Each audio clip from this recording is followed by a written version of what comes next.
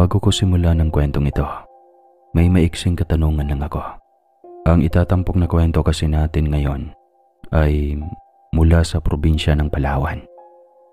Ngayon may tanong lang ako, lalong-lalo na sa mga taga-Palawan. Di ba usap-usapan na ang Palawan ay bibihira daanan ng bagyo o sa loob ng isang taon ay wala talagang dumadaan na bagyo? Totoo ba na dahil ito sa mga engkanto na nakabantay? Ano sa inyong palagay? Totoo o hindi? Paki-comment nga. Okay, magsimula na tayo. Taong 1993, sa dulong bahagi ng Palawan. Pangingisda ang pamumuhay na kinagisnan ni Rodsel, natugma sa lugar kung saan sila nakatira.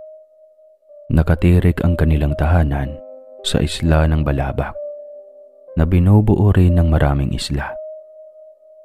Ang kanilang pamumuhay ay nakasentro sa karagatan. Hanggang sekundarya lang ang kanyang natapos dahil sa hirap ng buhay. Nagpasya na siyang bumalik ng isla dahil na rin sa hindi makataong pakikitungo ng kanyang tiyahin na nagpapaaral sa kanya. Matayog ang pangarap ni Rodsel. Pero sa katulad nilang naghihikaho sa buhay at pinabayaan ng gobyerno, tila suntok sa buwan ang katuparan ng kanyang pangarap. Umuwi ang binata sa kanilang isla dahil hindi na niya kinaya ang mga ginagawang pang-aabuso ng kanyang tiyahin. Hindi kadugo ang turing sa kanya, kundi isang alila. Matino pa ang pagkain ng kanilang aso kumpara sa kanya na kanilang kamag-anak. Tiniis ni Rodsel ang lahat ng hirap para lamang makapag-aral. Pero noong magtapos na siya ng sekundarya, sinabi ng kanyang tiyahin na hindi na siya kayang paaralin ito dahil may matrikula na sa kolehiyo.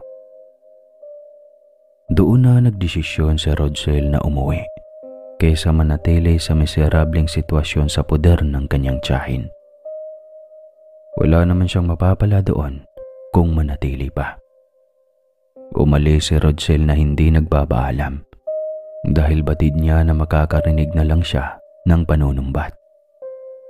Umuwi si Rodsel sa isla na bigong makamtan ang pangarap niya. Ang pangarap na maiahon sa kahirapan ang kanyang buong pamilya. Edukasyon ang tanging nakikita ni Rodsel na daan para maiahon niya ang pamilya sa kahirapan. Sa pagtigil niya sa pag-aaral, ay sabay na naglaho ang kanyang kinakabitan na pag-asang makaalis sa kahirapan. Nagulat ang kanyang mga magulang nang bigla na lang siyang umuwi isang araw. "O anak, bakit napauwi ka? Wala ka na bang pasok?" "Wala, nanay. Wala na yatang pag-asa na makapagpatuloy ako sa pag-aaral. Ginamit lang ako ni Tia Elma para mayroon silang alila habang wala pa akong matrikula." "Magtapat ka nga sa akin, anak. Ano ba ang ginawa ng tiyahin mo habang nandun ka sa kanila? Inabuso ka ba nila doon? Sabihin mo sa akin, anak." Napaupo si Rodsel sa hagdan, nagawa sa mga kawayang natatangay lamang ng alon sa dalampasigan. Dahil sa kahirapan na ito na halos nagmumula ang mga materyales na ginagamit nila sa pagtatayo ng bahay. Nakapako ang tingin ng binata sa karagatan habang unti-unting namumuo ang luha sa kanyang mga mata. Isinalaysay ni Rodsel ang hindi makataong pakikitungo ng kanyang tiyahin at ng pamilya nito. Habang nakikinig si Lorena, ay hindi niya napigilang umiyak sa galit dahil sa tindi ng pinagdaanan ng kanyang anak. "Humanda sa akin kapag nagkita kami ng babaeng iyon. Hayop siya. Demonyo. Paano niya nasikmura na gawin iyon sa kanyang sariling pamangkin?" "Hindi partidos ang turing nila sa akin, ay. kundi alipin. Mabuti pa nga ang kanilang alagang aso. May maayos na pagkain at tulugan. Habang ako, minsan, dumidildil ng asin sa tere-terang kanin. Tiniis ko ang lamig ng gabi sa lapag, Nay, para lang makapag-aral. Nabaliwala ang sakripisyo ko, Nay. Walang humpay ang pagtulo ng masaganang luha ni Rodsel habang binabalikan ang pinagdadaan ng hirap sa piling ng kanyang tiyahin. Punong-puno ng hinanakit at galit ang kanyang puso. Dahil sa ginawang pagpapaasa ng kanyang tiyahin, natutulungan siyang makapagtapos hanggang sa kolehiyo. Bukas na bukas din ay luluwas kami ng tatay mo. Magtutuos kami ng tiyahin mo. Huwag na, Nay. Pagtatawanan lang tayo ni Tia Elma. Hayaan mo na, Nay. Darating din ang panahon na babalik sa kanila ang kanilang ginawa na pagmamalupit sa akin. Pagkarating ni Elmer mula sa pangingisda, ay hindi niya napigilang magwala dahil sa dinanas ng kanyang anak sa sariling kapatid. Mabuti na lang at napahinuhod siya ni Lorena dahil kung siya ang masusunod, ay luluwas ito para harapin ang kapatid. Piliin mo, Lorena, ang pinakamagandang klase na isda sa aking huli. Malaki ang ibinagsak ng katawan ng anak natin. Kailangan na makabawi siya ng pagkain para kahit sa ganong paraan ay maibsan ang kanyang kalungkutan. Oo, Elmer.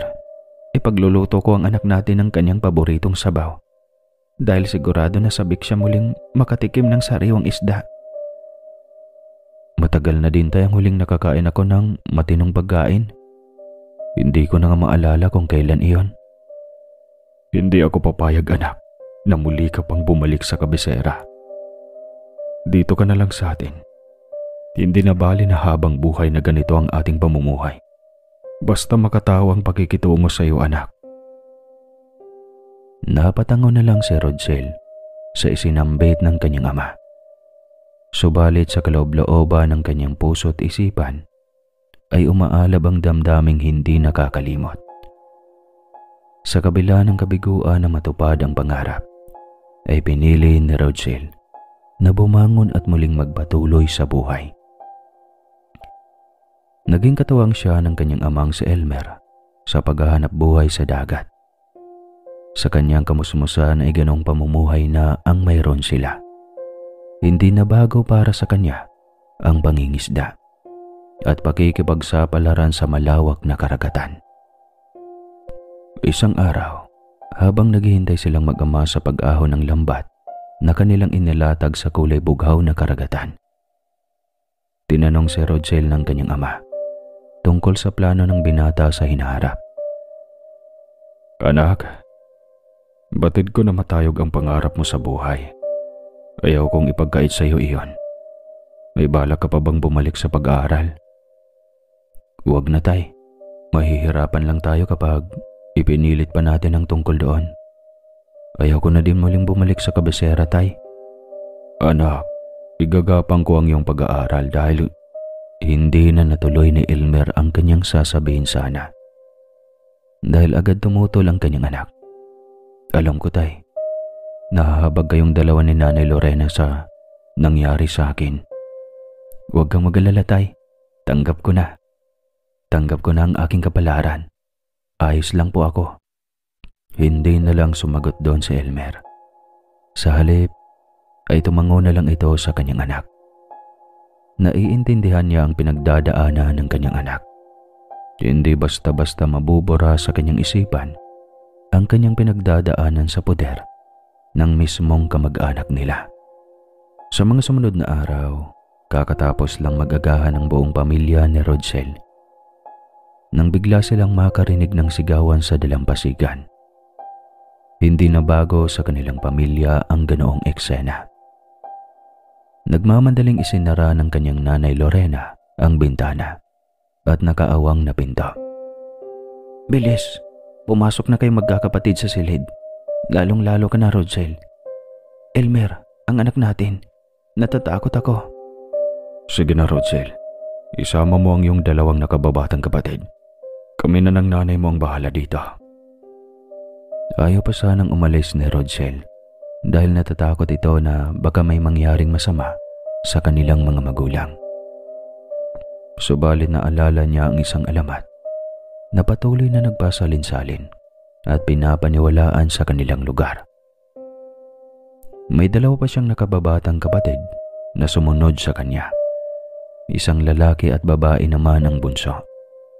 Bilang panganay, ay obligasyon niyang pangalagaan ang dalawa pang kapatid kapag wala ang kanyang mga magulang. Si Arthur ang sumunod sa kanya at si Rina naman ang bunso. "Kuya, hindi ka ba nagsasawa? Paulit-ulit na lang na ganito ang nangyayari sa ating isla. Hindi ba pwedeng lumaban na lang tayo?" "Paano tayo makikipaglaban, Arthur, sa kaaway na hindi naman natin nakikita? Nakakasawa din ang ganito na kailangan pa natin magtago sa tuwing magpaparamdam ang mga kalaban na kahit isang beses ay hindi ko naman nakita." "Sa tingin mo, kuya, may katotohanan kaya ang naririnig natin na kwento tungkol sa pagkawala ng mga kalalakihan sa ating isla?" Ay, mahirap paniwalaan, Arthur.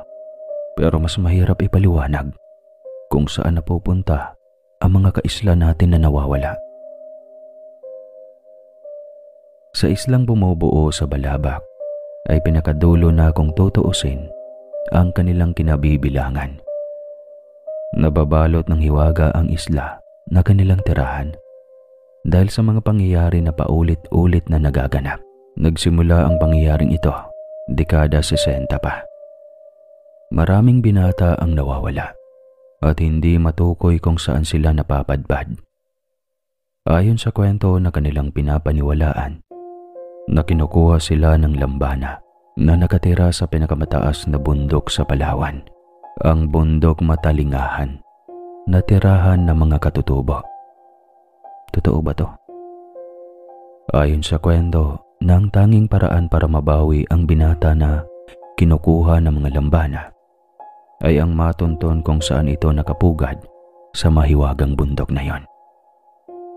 May 3 araw lang umano ang sinuman na dinukot ng lambana na makaalis sa kanyang pugad bago pa siya maging ganap na alipin. May signos ang mga katutubong nakatira sa isla bilang palatandaan na nandoon na naman ang lambana na nambibiktima ng mga kalalakihan sa kanilang lugar. Sa tuwing dumadagsa ang biyaya sa karagatan, ay sigurado na mayroong kapalit na kukunin ang lambana. Kagaya ng umagang iyon, na halos hindi na maiangat na mga mangingisda ang kanilang lambat dahil sa sobrang dami ng huli. Marahil sa iba ay isang sandamakmak na biyaya iyon, pero kabaliktaran sa islang kinabibilangan ni Rodsel iyon. Isa itong pahiwatig na may nagbabadyang trahedya ang kaakibat ng biyaya na kanilang nakukuha. Sa isla na kanilang tirahan ay literal na nagpapatunay sa kasabihan na lahat ng sobra ay masama. Alerto naman ang mga residente dahil agad silang tumitigil sa pangingisda para sa kapakanan ng kanilang mga mahal sa buhay. Lalo na iyong kalalakihan na ang edad sa pagitan ng 18 hanggang 30 at wala pang mga asawa. Sila ang karaniwang biktima ng lambana at basta na lang naglalaho sa isla. May mangilan-ngilan na nakakaligtas at matagumpay na nakakabalik sa kani-kanilang pamilya. Sa tulong na rin ng mga mababagsik na babaylan na sumusuong sa bundok ng Matalingahan. Hirap banggitin na. Para mabawi ang binatang tinangay ng lambana. Buong araw na nandun lang nakakulong si Rodsel sa loob ng kanilang silid na magkapatid. Ganon din ang ginagawa ng kalalakihan na kanyang kaidaran. Kailangan nilang hintayin na matapos ang ginagawang ritual ng mga babaylan bago makalabas. Ganoon ang nangyayari sa kanilang isla sa tuwing binabaha sila ng biyaya mula sa karagatan. Kailangan nilang magtago ng mga binata dahil sigurado na isa sa kanila ang magiging kapalit Sa loob ng 3 araw ay walang humpay na magsasagawa ng ritual ang isang babaylan. Gagawa siya ng pagbababaylan na may pag-aalay na nagaganap. Iyon umano ang paraan para maitaboy ang lambana na kumukuha ng binatang handog sa kanilang isla. Oras ng hapunan ay maagang gumayak si Lorena para mapakain ang kanyang 3 anak. Pagkatapos magluto, ay agad niyang pininid lahat ng labasan para masigurado na walang makakapasok. Sarado na ba ang lahat ng bintana at pinto, Lorena? Tatawagin ko ng 3 bata para mamayang kumagat ang dilim ay maaari na nating patayin ang ilawan. Sarado na, Elmer. Tawagin mo na ang 3 bata. Ganoon ang naging sistema sa isla sa tuwing nagpapamalas ang karagatan ng sinyales sa muling pag-atake ng lambana. Binata pa lang si Elmer ay ganaw na ang kanyang kinagisna na problema. Marami sa kanyang kababata noon ang naging biktima ng lambana. Mapalad si Elmer dahil nalampasan niya ang panahon na kinakatakutan halos na mga binata sa kanilang lugar. Sa kasalukuyan ay ang kanyang anak naman na si Rodsel ang nahaharap sa ganong pagsubok. Kampante na sana ang isip niya noon na nandoon si Rodsel sa puder ng kanyang kapatid. Hindi naman niya lubos maisip na walang pagkakaiba ang dinanas ng kanyang anak doon. Sa pagkainan ay sabay-sabay na dumulog ang buong pamilya. Ramdam na Rodsel ang tensyon ng kanyang mga magulang. Sinadya pa ng mag-asawang Lorena at Elmer na pagitnaan ang kanilang anak sa pag-upo para masigurado ang kaligtasan nito. Ayaw nilang masalisihan sila ng lambana na labis nilang kinakatakutan. Sa pagkainan ay muling inungkat ni Rodsel ang tungkol sa lambana na naghahatid ng kilabot sa mga residente sa isla. Tay, minsan ba ay nakita mo nang tinutukoy na lambana? Sa totoo lang, anak, ay hindi pa. Maliban sa salaysay ng mga taong nakaligtas sa bundok ng matalingahan. Sa totoo lang din ay matuturing na isang alamat ang tungkol sa lambana. Gusto ko man isipin na isang huwad lang ang kwento. Pero mahirap ipaliwanag ang nawawala sa tuwing nangyayari ang babala ng karagatan. Iyon din ang iniisip ko, tay. Paano kung hindi naman totoo ang tungkol sa lambana? Paano kung tayo lang ang naglilika ng takot sa ating isipan? Kailangan pa rin natin mag-ingat, anak. Ikaw at ang kaidaran mo ang kailangang mag-ingat. Wala namang mawawala sa atin kung mag-iingat tayo. Tama ang tatay mo, anak. Isa pa, anak. Hindi lang naman ikaw ang kailangan namin itago, kundi halos lahat ng mga binata sa lugar natin ay umiiwas na lumabas. Sumunod na lang tayo. Usapan ng mag-anak habang kumakain. Pagkatapos kumain, maagang nagpahinga ang buong pamilya ni Rodsel. Ang kanyang ama naman na si Elmer ay kailangang iwan ang kanyang buong pamilya para maghanap buhay. Gustong-gusto ni Rodsel na samahan ang kanyang ama sa paghahanap buhay. Subalit batid niya na hinding-hindi papayag ito. Noong paalis na ang kanyang ama, ay muli itong dumungaw sa kanyang silid para kausapin ang kanyang tatay Elmer. Tay, wala kang kasama? Nag-aalala ako. May kasama ako, anak. Sasama lang muna ako sa mga kumpare ko papunta sa laot. Tutulong lang muna ako sa paglalatag at paghihila sa lambat para kahit papano ay may kikitain ako. Mahirap na ang mabakante, anak. Nag-aalala rin ako, tay. Hindi talaga ako maging kampante na aalis kang mag-isa. Ngayon pa na may kakaibang ipinapahiwatig ang dagat. Nauunawaan kita, anak. Subalit mas mag-aalala ako kapag sumama ka pa sa akin sa pangingisda. Dito ka na lang muna sa bahay habang delikado pa sa labas. O sige na, anak. Bumalik ka na sa iyong silid na magkakapatid at ako'y aalis na. Bago umalis ay ibinili ni Elmer sa kanyang may bahay na si Lorena na agad patayin ang gasera para maikubli ang kinaroroonan ng kanilang anak. Sa kalagitnaan ng gabi, nang gambalain ang buong isla ng sigawan, napabalikwa si Lorena sa kanyang higaan at agarang tumayo. Agad siyang umakbang para sumilip sa bintana. Nakita niya ang napakaraming tao doon sa gilid ng dagat. Maya-maya pa ay nakarinig siya ng yabag papalapit sa kanilang bahay. Nang biglang may masamang balita. Gumuho ang mundo ni Lorena nang ipaalam sa kanya ang trahedya sa gitna ng laot. Ipinaalam kay Lorena ang malagim na sinapit ng mangingisda na kinabibilangan ng kanyang mister. Rodsel, anak, ang tatay mo. Ang tatay mo, anak. Mabilis na bumangon si Rodsel para usisain ang kanyang ina sa nangyari. Nay, ano ang nangyari? Anong nangyari kay tatay? Wala na ang tatay mo, anak. Patay na ang tatay mo, Rodsel. Umalingaw-ngaw sa pandinig ni Rodsel ang sinabi ng kanyang ina. Hindi na alindana ni Rodsel ang panganib sa labas. Napatayo ang binata at napatakbo sa labas para puntahan ang dalampasigan. Nang hina ang tuhod ng binata nang bumungad sa kanya ang labi ng mga mangingisda na nakahilera sa tabing dagat. Kasama doon ang kanyang ama. Tinangay ng malakas na daluyong ang bangka na kanilang sinasakyan. Lahat ng tripulante na kasama sa pangingisda ay namatay. Nagsilitawan ang kanilang katawan noong humina ang agos ng daluyong.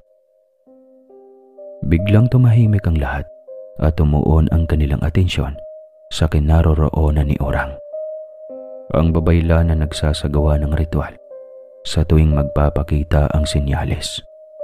Parusa ni Alicia sa kanyang kabiguan na makakuha ng binata sa ating isla. Sinabi ko na noon na kailangan natin maghandog ng alay. Ito ang kabayaran sa biyaya na hindi naman natin hiningi sa kanya. Tumatak sa isipan ni Rodsel ang sinabi ng matandang babaylan. Ipinangako ng binata na maniningil sa nilalang na may kagagawan sa pagkamatay ng kanyang ama. Pinatapos lang ni Rodsel ang libing ng kanyang ama bago simulan ang kanyang plano. Ipinangako ng binata sa bangkay ng kanyang ama na ipaghihiganti ang kanyang pagkamatay. Simulang mamatay ang kanyang ama, ay siya na ang umako sa responsibilidad nito. Halos buong araw siyang nagbababad sa laot para lamang matustusan ang pangangailangan ng kanyang pamilya. Hanggang sa isang araw ay nagpasya siyang pumunta kay Orang Babaylan. Tulungan mo ako, tandang Orang. Hindi ako matatahimik hanggat hindi ko nakakamit ang hustisya sa pagkamatay ng aking ama. Hindi mo alam, iho, ang iyong sinasabi. Alam mo ba kung anong nilalang ang babanggain mo? Isang malupit na uri ng engkanto ang iyong kailangang harapin. Umuwi ka na, iho. Hindi kita matutulungan sa nais mo. Tandang Orang, kailan tayo lalaban? Hintayin pa ba natin na muling may mangyari na trahedya? Ilang buhay pa bang kailangan mawala bago tayo kumilos? Ano ang laban natin sa isang engkanto, Aber? Matagal ko na sanang ginawa iyon, iho. Kung ganun lang kadali ang nais mong mangyari, hindi iyon ganun kadali, iho, para sa kaalaman mo. Pero may paraan. May paraan para matuldukan ang lahat ng ito. Napahakbang si Orang papunta sa kanyang bintana. Ang kanyang paningin ay nakatuon sa gitna ng laot. Matanda na ang babaylan. Mababanaag sa kanyang mukha ang pagod. Saksi ako, iho, sa napakaraming buhay na kinuha ng lambana. Naiintindihan ko ang nararamdaman mo. Katulad mo rin ako na nawalan dahil sa kalupitan ng lambanang si Alicia. Ilang dekada na ang nakalipas noong kunin ni Alicia ang anak ko. Iyon ang dahilan kung bakit nagpakadalubhasa ako sa pagiging babaylan. Ipinangako ko rin sa aking anak na gagawin ko ang lahat para matulungan ang susunod na biktima ng lambana. Sino si Alicia? Bakit kailangan niyang kumuha ng binata sa isla natin? Hindi ko masasagot ang mga katanungan mo, iho. Subalit may kilala ako na mas makakasagot sa katanungan mo. Sino Tandang Urang? Saan ko siya matatagpuan? Hindi ko alam, iho, kung saan mo siya matatagpuan. Ang pagkakaalam ko ay isang alamat lang na naging bukang bibig ng katulad ko na babaylan. Matanda na ako, iho, at hindi ko nakakayanin na hanapin pa ang tinutukoy ko na nilalang. Siya lang ang nakakaalam sa nakaraan ni Alicia at makakasagot sa katanungan mo. Sabihin mo sa akin, Tandang Urang, kung sino ang tinutukoy mo. Si Isnad ang tinutukoy ko na nilalang.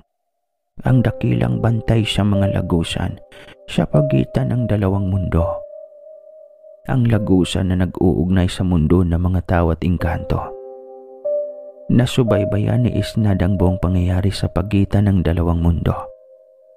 Siya ang may nakakaalam tungkol sa nangyari dito sa ating lugar. Dahil nandito na siya noong hindi pa sakop ng Pilipinas ang Palawan, noong nakadikit pa siya sa kabilang bansa at humiwalay ito. Ayon sa alamat na nagpapakita lang si Isnad sa mga nilalang na mayroong busilak na kalooban. Minsan ba ay nasubukan mo nang hanapin si Isnad, Tandang Urang? Oo, subalit nabigo lang ako, iho. Siya lang ang nakakaalam sa nakaraan ni Alicia at kung bakit niya ginagawa iyon. May nabanggit ba sa alamat na paraan para makatagpo si Isnad? Nababanggit sa alamat na paborito ni Isnad ang matataas na lugar para abot tanaw ng tanod na engkanto ang dalawang mundo. Ayon sa mga matatandang babaylan na si Isnad ay narito lang sa mga isla na malalapit sa atin. Hahanapin ko si Isnad. Kailangan na magduos kami ni Alicia. Sa pusod ng bundok Matalingahan, doon mo matatagpuan ang pugad ni Alicia. Ilang binata nang nabawi ko mula doon. Binibihag sila ni Alicia sa hindi ko matukoy na dahilan. Aalamin ko, Tandang Urang, ang punot dulo ng lahat ng ito. Magbabayad ang lambanang iyon. Buo na ang pasya ni Rodsel na subukang makipagsapalaran para matagpuan ang kinaroroonan ni Isnad na sinasabing nakakaalam sa nakaraan ni Alicia. Ibinili ni Tandang Urang sa binata na bago ito umalis ay dumaan muna sa kanyang bahay. Dahil mayroon siyang ibibigay na makakatulong sa kanyang paghahanap kay Isnad. Todo ang ginawang paghahanap buhay ni Rodsel para mayroon siyang maiiwan sa kanyang ina at dalawang kapatid bago umalis. Sa kabila ng kanyang hangarin na mabigyan ng hustisya ang pagkamatay ng kanyang ama, hindi pa rin niya isinantabi ang kapakanan ng kanyang pamilya. Ipinangako niya iyon sa kanyang ama na hindi pababayaan ang kanyang nanay Lorena at dalawang kapatid. Nay, ilang araw akong mawawala. Luluwas ako ng bayan sa Cabecera para sa mahalagang transaksyon. Mag-ingat ka, anak. Tandaan mo lagi ang bilin ko sa iyo. Wala na ang tatay mo. Ikaw na lang ang maasahan ko na maiwan sa iyong mga nakababatang kapatid sakaling may mangyari sa akin. Babalik agad ako, Nay. Pangako. Minabuti ni Rodsel na magsinungaling. Dahil batid niya na hindi siya papayagan ng kanyang nanay Lorena kapag sinabi niya ang totoo. Agaran siyang nagtungo kay Tandang Urang pagkatapos na makapagpaalam sa kanyang ina. Pagdating ng binata kay Tandang Urang ay naghihintay na pala ito sa kanya Iho, ipagkakaloob ko sa iyo ang panagang na ginagamit ko simula pa noong nagpasya akong gampanan ang pagiging babaylan. Ingatan mo ang medalyon ng Arkanghel na nagsisilbing gabay ko sa pagbababaylan. Medalyon ng Arkanghel? Ano ang magagawa nito sa akin, Tandang Orang? May nilalang na nananahan sa medalyon, iho. Bibigyan ka niya ng proteksyon kapag nalagay ka sa panganib. Siya ang gumagabay sa akin para gampanan ko ang aking tungkulin bilang babaylan. Paano ka, Tandang Orang? Paano ang panggagamot mo? Napagtanto ko, iho, na tama ang sinabi mo. Paano na lang kapag tuluyan akong nagapi ng katandaan? Sino na lang ang tutulong sa taga-isla? Panahon na rin para may pumalit sa akin. Naniniwala ako na ikaw ang karapat-dapat na humalilis sa akin pagdating ng tamang panahon. Maraming salamat, Tandang Orang. Pangako, iingatan ko ang medalyon mo. Magiging iyo ang medalyon ng Arkanghel kapag nagtagumpay kang kilalanin ito. Tutuloy na ako, Tandang Orang. Sisimulan ko na ang paghahanap ng kasagutan sa nangyayari sa isla natin. Gamitin mo ang iyong bangka. Tumawid ka sa dagat papunta sa bundok Matalingahan. Hanapin mo ang bahagi ng bundok na nababalot ng usok. Tandaan mo, Rodsel, na tanging pinili lang ni Isnad ang makakapasok sa lagusan na natatakpan ng puting usok. Papunta iyon sa pusod ng bundok kung saan siya matatagpuan. Bahagi lang ito ng alamat at walang kasiguraduhan kung may katotohanan. Naiintindihan ko, Tandang Orang. Marami pong salamat. Gabayan ka ng Arkanghel, iho. Humayo ka na. Lula ng bangka na minana pa niya sa kanyang ama. Humayaw si Rodsel para makipagsapalaran na hanapin si Isnad. Ang tanging gabay ng diwata ay ang alamat tungkol sa tanod na engkanto. Buong araw siyang tumambay sa gitna ng laot at inabot na siya ng gabi. Nakaidlip si Rodsel dahil na rin sa mahabang oras na pagkababad sa gitna ng laot. Nagising ang binata dahil sa mahalumigmig na hamog na dumadampi sa kanyang balat. Pagkamulat ni Rodsel ng kanyang mga mata, ay agad siyang kinabahan. Wala siyang nakikita kundi bawang makapal na usok lamang. Ilang minuto pa ang kailangan bago niya mapagtanto na nandoon siya sa gitna ng makapal na hamog. Ito niyatang tinutukoy ni Tandang Orang na makapal na ulap na tumatabing sa lagusan. Mabilis niyang hinagilap ang sagwan para magsimulang maiusod ang bangka na kanyang sinasakyan. Patuloy lang si Rodsel sa pagsagwan kahit wala siyang makikita sa paligid. Pagkalipas pa ng maikling sandali, ay napasigaw si Rodsel dahil bigla siyang tinangay ng malakas na agos ng tubig. Kumapit siya ng mahigpit sa kanyang bangka at tinatak sa kanyang isip na hinding-hindi bibitaw anuman ang mangyari. Sa lakas ng agos na tumatangay sa kanyang bangka, ay napilitan si Rodsel na ipikit ang kanyang mga mata. Habang nakapikit, ay may naramdaman siyang na tila may yumakap sa kanyang buong katawan. Sinubukan niyang magmulat pero wala siyang nakikita kundi bawang usok lamang. Muli siyang pumikit para mapaglabanan ang nadaramang pagkahilo. Nagmulat lang ang binata ng kanyang mata noong kumalma na ang kanyang nararamdaman. Naramdaman niya na tila namamanhid ang kanyang braso at doon ay may naiwang mga marka na tila bakas ng nilalang na yumapos sa kanya. Naguguluhan man ay nagpatuloy si Rodsel sa kanyang pakay. Naging malinaw na ang buong kapaligiran at umambad sa kanyang harapan ang buhanginan. Nakapagtataka ang imahe ng lugar. Kulay puting buhanginan na pinong-pino ang nahagip ng kanyang mga mata. Nakahilera ito ng pantay-pantay at maayos na pagkakasalansan paakyat sa itaas ng bundok. Mabilis na bumaba si Rodsel sa kanyang bangka at hinila ito papunta sa gilid. Sinundan niya ang landas na iyon paakyat sa itaas ng bundok. Sa tuwing humahakbang si Rodsel ay bumabao ng kanyang paa sa mapinong buhangin.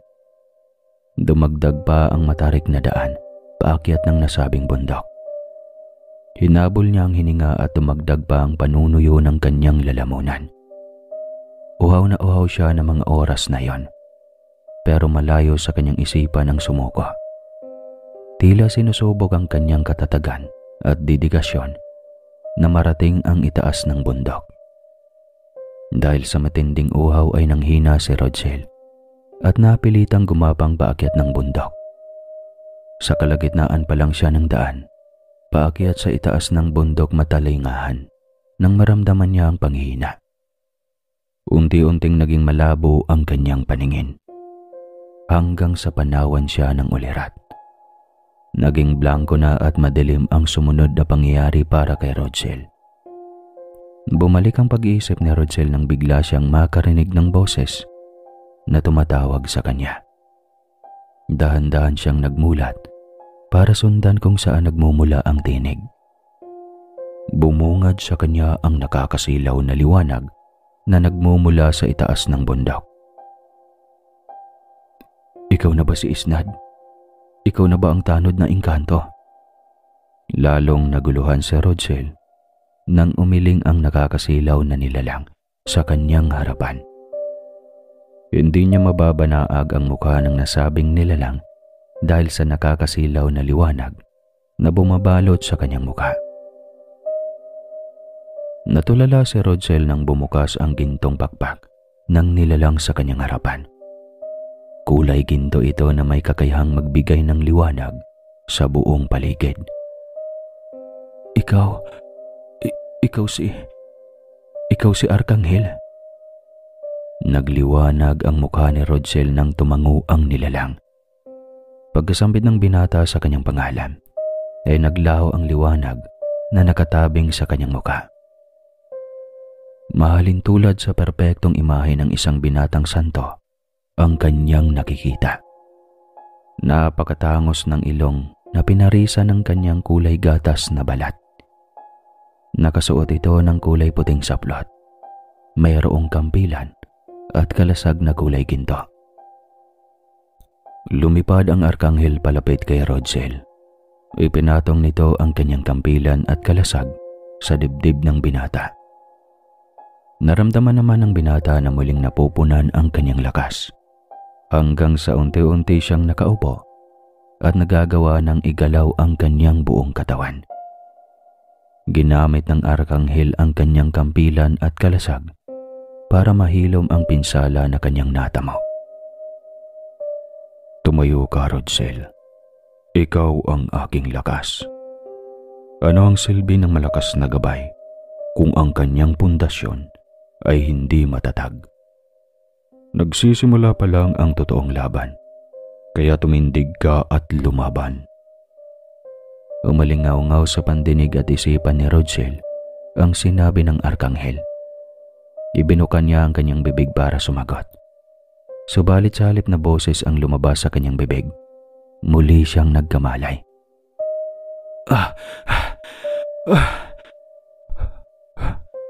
Panaginip? Nananaginip lang ba ako? Hindi yun panaginip. Nagpakita ang Arkanghel na nakatira sa medalyon sa aking panaginip. Nagkatotoo na ang sinabi ni Tandang Orang. Mukhang kinilala na ako ng Arkanghel na gabay. Biglang naglaho na ang panghihina at uhaw na kanyang nararamdaman. Kaya nagpasya si Rodsel na magpatuloy sa paglalakbay papunta sa taas ng bundok. Pinanghahawakan niya ang sinabi ng Arkanghel para magpatuloy sa kanyang paglalakad. Tagaktak ang kanyang pawis noong matagumpay na malampasan ni Rodsel ang mahabang daan papunta sa itaas ng bundok matalingahan. Sa dalisdis na iwan ng bundok at abot-tanaw ang nakakabigahaning ganda ng karagatan. Habang nakatingin si Rodsel sa magandang tanawin, umagaw ng kanyang pansin ang isang bahagi ng bundok kung saan ay natatakpan ng makakapal na ulap. Lumapit pa siya para lubos na mausisa ang nakakubling tanawin sa likod ng makapal na ulap. Nasa ganoon siyang sitwasyon nang biglang may gumambala sa kanyang pang-uusisa. Isang hakbang mo pa, mortal, at sigurado sa susunod mo na paggising ay naroon ka na sa kabilang buhay. Napahakbang si Rodsel ng ilang hakbang pabalik sa kanyang pinanggalingan. Bumaling ang binata sa pinanggalingan ng boses at ganoon na lang ang kanyang pagkamangha sa imahe ng lalaki sa kanyang harapan. Nakatarintas ang magkabilang mahabang buhok na kulay puti. Ang kanyang kasuotan ay kulay puti na mayroong nakadesenyo na kulay ginto sa gilid. Kumikislap ang kaputian ng nasabing nilalang at nakakasigurado si Rodsel na hindi ito isang tao na kagaya niya. Sino ka? Bakit ganyan ang ayos mo? Magpakilala ka. Ako ang hinahanap mo, mortal. Di ba nandito ka para hanapin ako? Ikaw si Isnad. Ikaw ang tanod sa pagitan ng dalawang mundo. Oo, Rodsel. Ako si Isnad, ang bantay sa lagusan na nag-uugnay sa dalawang mundo. Huwag ka nang magsayang ng oras dahil kasabay sa paglaho ng puting ulap ang pagkatapos ng oras mo na makausap ako. Hindi na nagpaligoy-ligoy pa si Rodsel at kaagad na nang usisa tungkol kay Alicia. Ano ang alam mo tungkol sa lambana na kumukuha ng mga kabinataan sa isla na aking pinanggalingan? Sabihin mo sa akin, Isnad, kung bakit niya iyon ginagawa. Hinawi ni Isnad ang ulap na nakatabing sa mundo ng mga engkanto. At doon tumambad sa paningin ni Rodsel ang isang paraiso. Hindi pangkaraniwan na lambana si Alicia binata. Isa siyang rebelde na lambana na hayok sa binatang engkanto na makikisig. Simulang maisumpa si Ali sa mundo ng mga engkanto at maibaba ang kautusan na hindi na siya maaring umapak at pumasok sa aming mundo. Naging tambay na siya sa mundo ng mga tao. Mahigit 1,000 taon na ang nakakaraan noong isumpa si Alicia. At ano naman ang dahilan kung bakit isinumpa si Ali sa mundo ng mga engkanto? Mauunawaan mo ang lahat, Rodsel, kapag sinilip natin ang pangyayari sa nakaraan. Inalis ni Isnad ang usok na nakatabing sa isang lumang libro na naroon sa kanyang paanan. Mahiwagang talaan ng nakalipas. Ipakita mo sa amin ang kaganapan na naging dahilan para mapalaya si Alice sa mundo ng mga engkanto. Isang senaryo ang ipinakita ng aklat kung saan ay kasalukuyang may nagaganap na digmaan. Makikita ang isang babaeng may pangil na kasalukuyang nakikidigma sa mapuputing engkanto. Doon na nagtapos ang pangitain sa nakaraan na ipinakita ng aklat. Wala akong lubos na naintindihan sa aking nakita. Maaari mo bang ipaliwanag sa akin, Isnad, ang nangyari noon? Humugot muna ng malalim na hininga si Isnad bago nagsalita. Sinubukan ni Alicia na agawin ang trono sa pamumuno sa nakalipas. Iyon ang dahilan kung bakit siya pinalayas at magpahanggang ngayon ay pinagbabawalan na bumalik sa aming mundo. Ngayon lang ako nakakita ng lambana na ganoon kamakapangyarihan dahil kung tutuusin, ang isang lambana ay nagsisilbing bagay lamang ng mga engkanto na nahahanay sa mga pinuno. Isa silang tagasilbi sa aming mundo. Kaya nakapagtataka kung bakit siya nagkaroon ng ganon kalakas na kapangyarihan. Bilang tagabantay ng dalawang mundo, sigurado na may kaalaman ka sa nangyari. May ideya ka kahit papano kung paano nakamit ni Alicia ang ganong level ng kanyang lakas?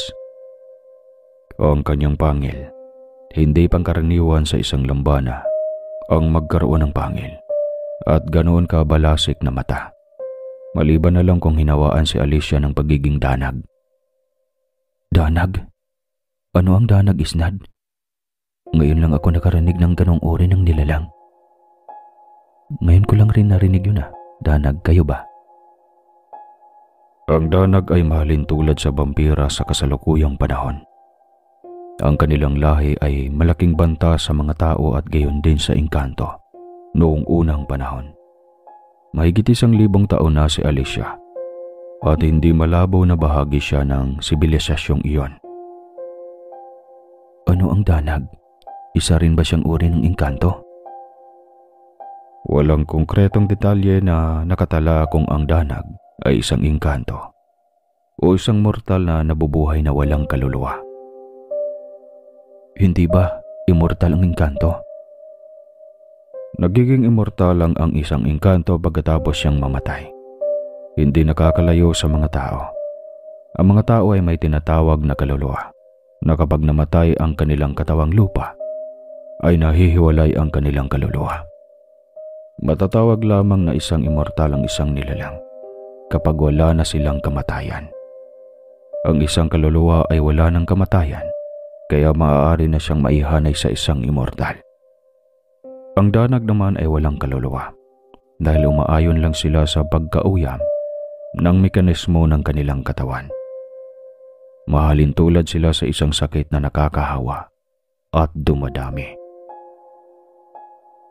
Ano ba ang kahinaan ng isang danag, Isnad? Nagapi ng mga engkanto noon ang danag sa tulong ng mga babayla na antingero. Mga punyal na tanso, bagakay at tingga ang kanilang ginamit para mawakasan ang kanilang buhay. Gamitin mo ang iyong gabay na arkanghel para mawakasan ang kasamaan ni Alicia. Paano ang mundo ng mga engkanto? Paano nakalaya ang mga engkanto sa kasamaan ni Alicia? Sinabi ko na, Rodsel, isinumpa si Alicia ng pinuno ng aming kaharian, kaya hindi na siya makakapasok sa lagusan. Iyon ang dahilan kung bakit doon siya tumatambay sa mundo ng mga tao. Malakas ang hinala ko na mayroon siyang niluluto na plano, kaya gano'n na lang ang ginagawa niyang pagpapalakas. Pagpapalakas? Paano yun? Paano, Isnad?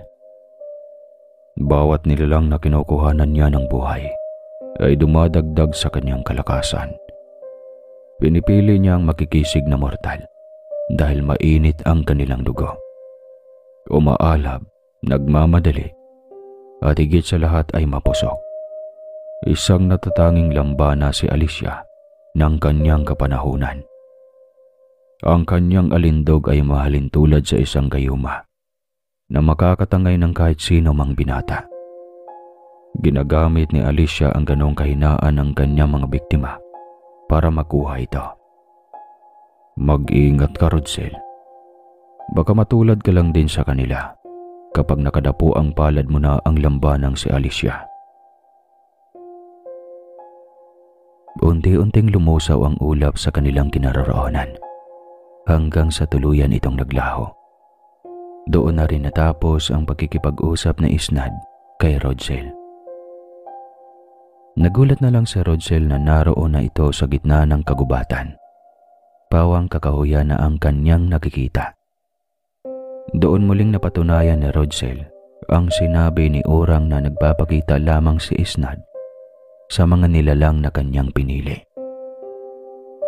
Malamang ay naramdaman ni Isnad na busilak ang kanyang kalooban at mabuti ang kanyang hangarin, kaya nagpakita ito. Nagmadali si Rodsel na makauwi para ibalita kay Tandang Orang ang kanyang natuklasan. Pagkatapos na dumaong ang kanyang bangka, ay dumiretso na siya kung saan nakatira ang matandang babaylan. Hindi naman makapaniwala si Tandang Orang na nagawa ni Rodsel na matagpuan si Isnad. Sapat na ang katibayan Ang pagpapakita ni Isnad para ipagkatiwala ko sa iyo, Rodsel, ang medalyon ng Arkanghel. Simula sa araw na ito, ay ikaw na ang kilalanin niya bilang may-ari. Subalit, paano ka tandang orang? Paano mo pa magampanan ang iyong gawain kapag ipinagkaloob mo sa akin ang iyong medalyon? Pwede ko namang ituloy ang panggagamot kahit wala na akong tangan na gabay. Magiging ordinaryo lang ako na albularya o isang mananambal. Kinikilala ka ng medalyon ng Arkanghel, Rodsel. Ito na ang tamang panahon para maisalin ko sa iyo ang aking kakayahan. Ikaw ang aking maging kahalili para pumalit sa aking katayuan bilang isang babaylan. Tinatanggap ko ang katayuang iyon, tandang orang. Hindi ko tatanggihan ito. Lalo pa mayroon akong dahilan kung bakit ko ito ginagawa. Ngayon pa lang ay humanda ang Alicia na iyon. Ako ang magwawakas ng kanyang kasamaan. Wala ng pamilya ang tatangis dahil nawala ng kanilang mahal sa buhay. Sana umayon sa iyo, Rodsel, ang pagkakataon. Iyon mismo ang matagal ko ng pangarap. Sana magdilang anghel ka sa aming lahat.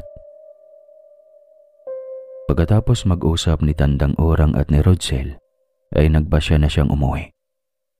Malayo pa lang ang binata, ay narinig na niya ang iyakan sa kanilang bahay. Nadatnan niya sa kanilang bahay ang kanyang tiya Lerma na sinigaw-sigawan ang kanyang ina. Pagkakita ni Lerma kay Rodsel ay napangiwi ito, na halatang minamaliit ang binata. Hoy ikaw, maghanap-hanap na kayong mag-ina ng malilipatan. Kukunin ko na ang lupang ito para patayuan ang bahay bakasyonan namin. Total, patay na si Elmer. Kaya sino pa bang magmamana nito kundi ako na kanyang kapatid? Nang dilim ang mga mata ni Rodsel sa kanyang narinig, sumabog ang kanyang galit, dahilan para duruin niya ang kanyang tiyahin. Magbibilang ako ng 10 habang nakakaya ko pang kontrolin ang aking galit. Umalis ka na. Hindi naman nagpatinag si Lerma sa kanyang sinabi at nagsimula pa itong ipagtatapon ang kanilang gamit. Doon na lang nagalit si Rodsel, kaya napagbuhatan niya ng kamay ang kanyang tiyahin. Hinila niya ito papunta sa dalampasigan at hindi alintana na isa itong babae. Tumangka pa ang kanyang mister na tulungan ito. Ganon din ang kanyang mga anak. Subalit binugbog sila ni Rodsel at hindi alintana ang kanilang pagmamag-awa. Natauhan lamang ang binata noong ang kanyang ina na ang nagmakaawa. Natigilan ang kanyang ginagawa. O ano? Akala mo, Lerma, ganon pa rin ako na maaari niyong apak-apakan at maliitin? Ako na lang, wag nang ina ko at mga kapatid. Subukan niyo lang na bumalik dito at sinisigurado ko na hindi lang ganyan ang mararanasan niyo sa akin. Hindi ako bobo para maniwala na maaari mong kunin ang naiwang lupa ni tatay. Ibinenta mo na ang parte mo noon, kaya wala ka ng karapatan sa iniwan ni tatay. Lumayas na kayo. Mapapatay ko lang kayo dito. Nagmamadaling umalis si Lerma kasama ang kanyang pamilya. Nagkamali siya sa kanyang inakala na magagawa pa niyang paikutin si Rodsel kagaya ng ginagawa niya noon. Sa isang banda ay nakaramdam ng ginhawa si Rodsel dahil para sa kanya ay hindi lang iyon payak na tagumpay. Nabawi niya ang kanyang moral at dangal na dinungisa noon ng kanyang tiyahin. Agad naman siyang nilapitan ng kanyang dalawang kapatid at manghang-mangha sa kanyang ginawa.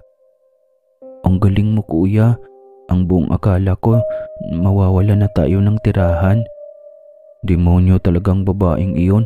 Hindi ko lubos maisip na kapatid pala siya ni Tatay Elmer. Huwag na huwag kayong papayag na maliitin tayo ng ibang tao. Lalo na kapag alam natin na wala naman tayong ginagawa na masama. Kailangan na ipaglaban natin kung ano ang ating karapatan. Nagkakaintindihan ba tayo, Arthur, Rina? Sabay na tumango ang kanyang dalawang kapatid. Ayaw ipakita ni Rodsel na siya ay emosyonal at mahina sa kanyang ina at dalawang kapatid. Siya na mismo ang nagsimulang lumigpit sa kanilang kumalat na kagamitan. Anak, naninibago ako sa ikinikilos mo. May nangyari ba? Wala, Nay.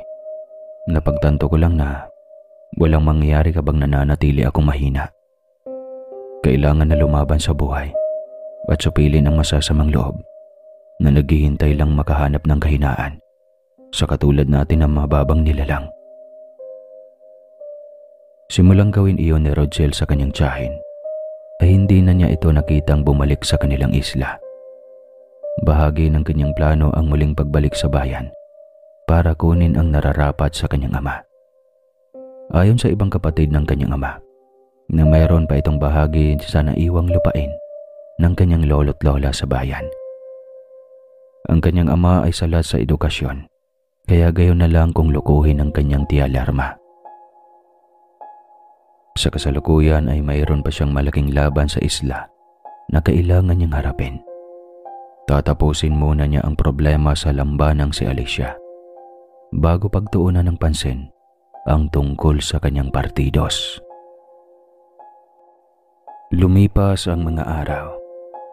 Matyagang inintay ni Rodsel ang muling pagpapakita ng sinyales sa muling pagsalakay ni Alicia sa kanilang isla.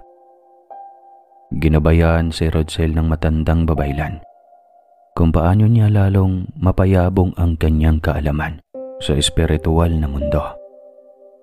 Natutunan niya ang wastong pagsasagawa ng pamuder para lalong mapalakas ang ugnayan nila ng kanyang gabay na arkanghel. Pumapalaot pa si Rodsel ng gabing iyon nang dagsain sila ng huli. Malalaking isda ang pumasok sa kanyang lambat. Nagmadali si Rodsel na maiahon ang kanyang lambat at agad na nagsagawan papunta sa dalampasigan. Nagmadali siyang buhatin ang kanyang huling isda para ipasok sa kanilang bahay. Ang kanyang ina naman ay alagaga sa kanyang gagawin. Alam niya na nalalagay na naman sa peligro ang buhay ng kanyang anak. Nagmadaling pumanaog si Lorena para mang-usisa. Papunta pa lang siya sa dalampasigan ay nakasalubong na niya ang mangingisda. Nabuhat-buhat ang banye-banyerang isda. Nakumpirma niya na dinagsa na naman sila ng biyaya mula sa dagat. Nadaanan niya si Orang na abala sa pagsasaboy ng asin sa paligid. Nakilala siya ng matandang babaylan. Kaya kaagad siya nitong inusisa kung nasaan si Rodsel. Lorena, nasaan na ang anak mo? Kailangan na maibisuhan mo siya tungkol sa pagdating ng panibagong signos. Hindi magtatagal ay mayroon na namang kukunin ang lambana. Nagmamadali nga akong umuwi, Lola Orang. Hindi lang si Rodsel ang nalalagay sa peligro dahil binatilyo na rin si Arthur. 2 anak ko na ang nalalagay sa panganib, kaya dobling dagok sa akin kapag minalas kaming mag-ina. May usapan kami ni Rodsel, kaya kailangan ipaalam mo sa kanya ang nangyayari. Nagmadali si Lorena na makauwi para siguraduhin nakapinid ang lagusan sa kanyang bahay. Ganoon na lang ang kanyang pag-aalala nang madatnan niya ang kanyang anak na nandoon sa labas ng kanilang bahay. Mukhang may inaabangan itong dumating. Pagdating ng kanyang ina, ay nagmadali itong tumayo para salubungin ang kanyang ina. Kailangan kong umalis, Nay. May mahalagang bagay lang ako na kailangan gawin. Ikaw na muna ang bahala dito sa bahay, Nay. Marami naman akong naiuwi na isda, kaya sigurado na aabot iyon sa mga araw na wala ako. Manatili lang kayo, Nay, sa loob ng bahay habang wala ako. Pero anak, delikado ang manatili sa labas. Magiging ligtas ka kapag nananatili ka lang sa loob ng ating bahay. Nay, hindi pwede na habang buhay na lang tayong magbabadala sa ating takot. May responsibilidad ako na kailangang gampanan. Anak, Paano kung mapahamak ka? Anong laban mo sa nilalang na makapangyarihan? Manatili ka na lang dito, anak. Simulang maranasan ni Rodsel ang hamakin at maliitin, ay nag-iba na ang kanyang pananaw sa buhay. Hinarap niya ang kanyang ina para ipaliwanag ang kanyang desisyon. Nay, ano ba ang gusto mong mangyari? Ang muling mangyari sa atin ang mawalan? Kakaiwas natin sa bagsik ng lambana. Si tatay naman ang napahamak. Ayoko nang maulit pa ang ganitong pangyayari, Nay. Hindi na ako papayag na isa pa sa atin ang mapahamak. Hindi ang lambana ang malaking kalaban natin dito, kundi ang ating mga sarili. Hindi natin inaharap ang problema, kaya hindi natatapos. Ako ang tatapos sa problemang ito, Nay. Napaupo si Lorena sa kanyang kinatatayuan matapos niyang marinig ang desisyon ng kanyang anak. Hindi niya lubos na maisip na hahantong ang paninindigan ni Rodsel sa ganong desisyon. Isa na akong ganap na babaylan, Nay. Hawak ko na ang aking kailangan para malabanan ang lambana na paulit-ulit na gumagambala sa ating isla.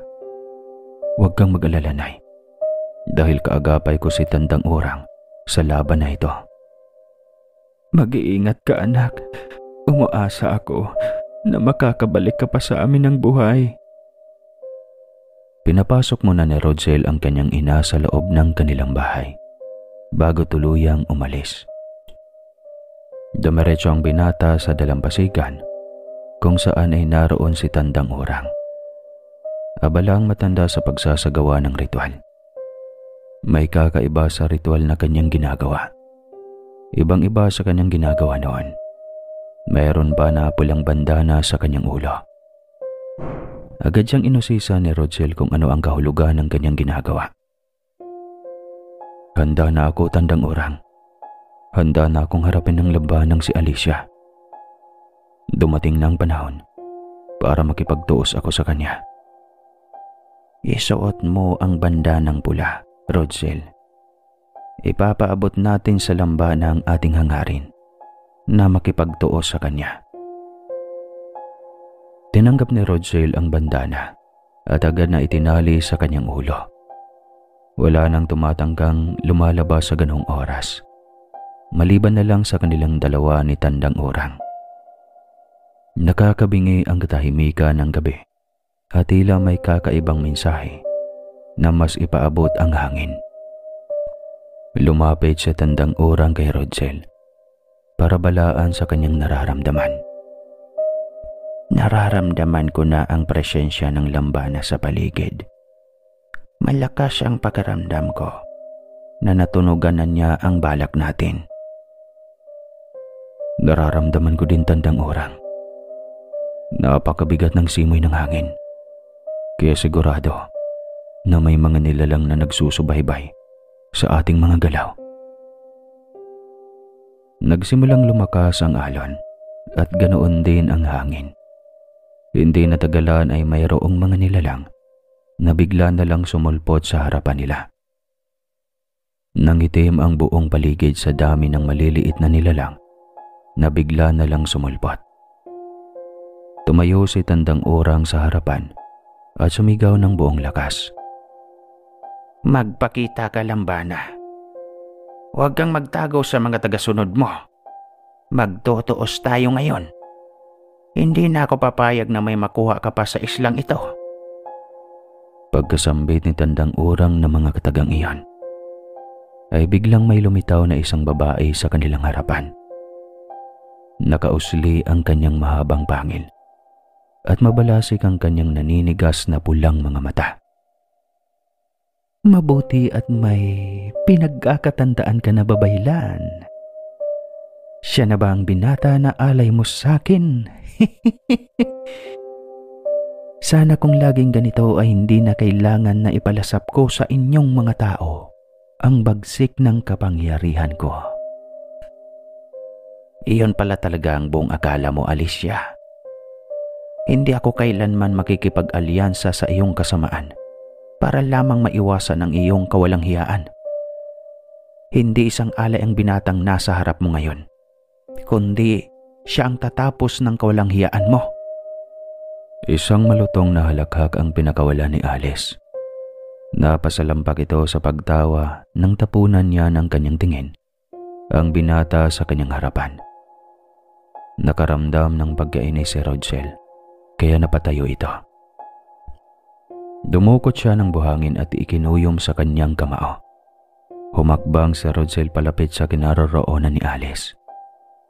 Hindi natinag ang lambana, sa halip ay ngumisi pa ito, dahilan para lalong umigting ang galit ni Rodsel. Napahiyaw si Alicia nang dumapo at lumapat sa kanyang mga mata ang mapipinong buhangin na tinapon ni Rodsel sa kanyang kinaroroonan. Lapastanganan! Ang lakas ng loob mo binata na gawin iyon sa akin. Humanda ka.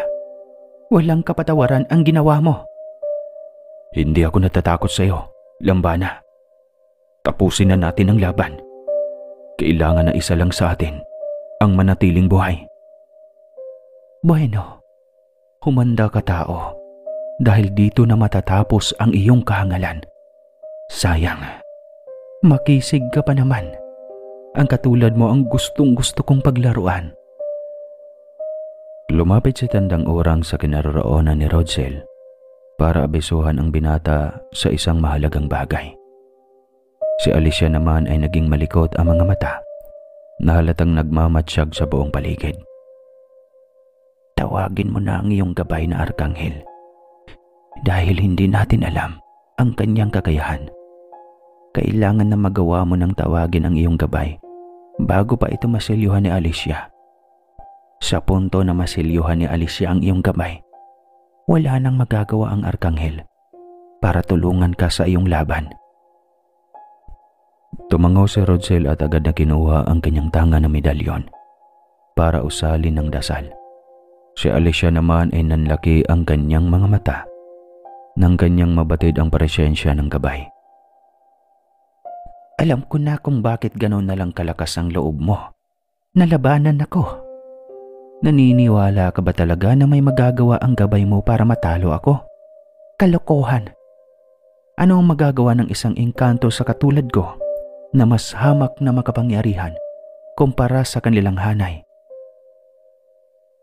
Ipinagyayabang mo talaga na pinili mo ang magpahawa sa danag para lang matupad ang pangarap mo. Sumuot ka man ng maskara, hindi mo pa rin mababago ang katotohanan na isa kang lambanan na nabibilang sa mababang uri. Isa ka lang hamak na alipin sa inyong mundo. Natatandaan mo pa ba ang iyong ginawa? Mahigit 1,000 taon na ang nakakaraan. May nagawa ka ba noong isumpa ka ng inyong hari na muling umapak sa mundo ng mga engkanto? Ngayon ka magmalaki sa akin, Alicia. Isang lambanan na dating bantay sa bukana ng inyong mundo. Paano mo nalaman ang lahat ng ito? Sigurado na nakausap mo si Isnad, kaya nagawa mong ungkatin ang aking nakaraan. Lalo mo akong binigyan ng rason na tapusin ang buhay mo. Humanda ka. Ikaw ang susunod na mamamatay mula sa islang ito. Ikaw ang pupuno sa nararamdaman kong uhaw. Hindi na kinaya ni Alice ang kanyang naririnig, kaya napilitan siyang sugurin si Rodsel. Pinahaba niya ang kanyang kuko para ibaon iyon sa katawan ni Rodsel. Hindi alam ni Alicia na nagawa na siyang paghandaan ni Rodsel. Agad na tinawag ni Rodsel ang kanyang gabay para bigyan siya ng kalasag. Agad namang tumalbog si Alicia sa kanyang pinanggalingan. Nang tumama ang kanyang pag-atake sa gintong pakpak ng Arkanghel na nagsilbing kalasag ni Rodsel. Ininda ni Alicia ang lakas ng kalasag na bumangga sa kanyang atake. Bumagsak siya sa lupa, pero agad naman siyang napatayo para usisain kung paano iyon nangyari. Anong uring nilalang ka? Ngayon lang ako nakatagpo ng katulad mo. Magpakilala ka. Mukhang bigla ka yatang natakot, Alicia. Ang akala ko ba na wala kang kinakatakutan? Aray ko! Bakit bigla yatang bumaluktot ang tapang mo? Hindi ako natatakot sa iyo, tao. Ipapalasap ko sa iyo ngayon ang bagsik ng kalakasan ko. Kanina ko pa hinihintay ang sinasabi mo, Alicia. Patunayan mo ang iyong sinasabi. Nakahalata na si Alicia na wala siyang magagawa kung iaasa niya lamang sa kanyang kakayahan ang lahat. Doon na siya nagsimulang tawagin ang kanyang gabay na mga danag. Nagsulputan sila sa buong paligid at halos napuno ng kanilang bilang ang buong isla. Pantay na ngayon ang laban nating dalawa. Tignan ko na lang kung may magagawa ka pa kung sabay-sabay na atakihin ang alagad ko na mga danag ang nakatira dito. Kinabahan si Rodsel pero hindi siya nagpatinag. Nanumbalik ang orihinal na imahe ni Alicia. Tumubo ang kanyang pakpak at muling lumipad pabalik sa himpapawid. Sa hudyat ni Alicia ay sabay-sabay na sumugod ang mga kampo niyang danag. Isumamo mo, Rodsel, sa gabay mong arkanghel. Natanglawan niya ang buong isla.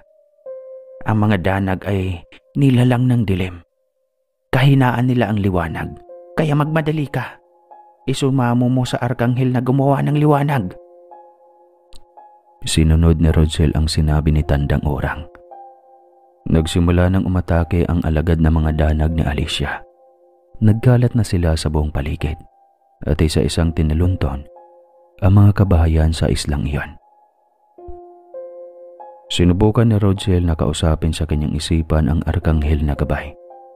Muling nagpakita ang arkanghel at umaalingaw-ngaw ang kanyang matinis na palahaw habang paakyat sa kalangitan.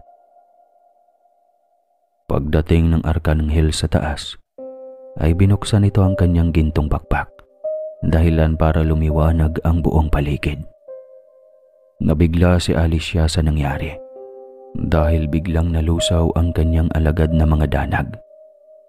Naglaho sila sa hangin noong matamaan sila ng nakakasilaw na liwanag mula sa gabay na arkanghel ni Rodsel. Hindi maaari. Imposible. Paano mo iyon nagawa? Anong uri ng gabay ang meron ka?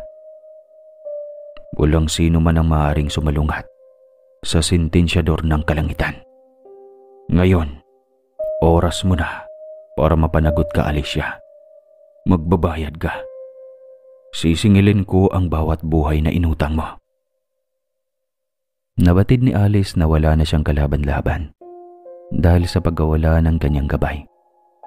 Walang silbi ang kanyang alagad na mga lambana kumpara sa kapangyarihan ng gabay ni Rodsel.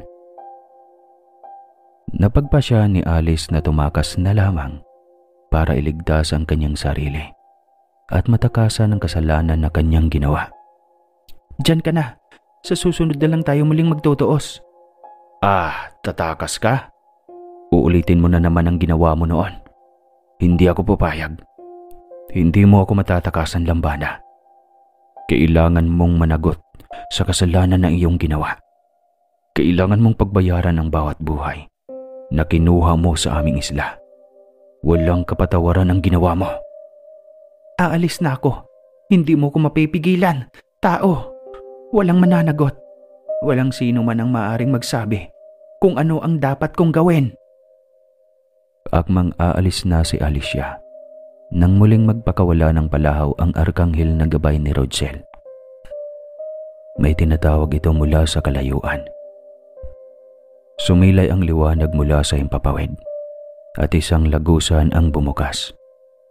Inalawa ng lagusan na iyon ang mga engkanto na may suot na magagarang damit. Si Isnad lang ang tanging nakilala ni Rodsel na papalapit sa kanilang kinaroroonan. Ang kataas-taasang hanay ng engkanto ay bumaba. Sigurado niya may mahalaga silang pakay, kaya agaran silang tumawid sa lagusan. Si Isnad ang engkantong may hawak ng aklat. Siya ang tumulong sa akin para masilip ko ang nakaraan ni Alicia. Alam ko na, Rodsel, kung ano ang dahilan kung bakit lumabas ang kataas-taasang kapisanan ng mga engkanto. Narito sila para basahan ng sakdal si Alicia. ipapataw na sa kanya ang parusa sa kasalanan na kanyang ginawa. Biglang nawala ang tapang at bagsik ni Alicia nang makita niya ang mga engkanto na lumabas sa lagusan na binuksan ni Isnad. Naging malikot ang kanyang paningin at ayaw niyang sumuko hanggang sa mga oras na iyon. Nagsilitawan ang katulad niya ng mga lambana. Masakit at makahulugan ang tingin na ipinupukol sa kanya. Sa wakas, nagkita din tayo, Alicia.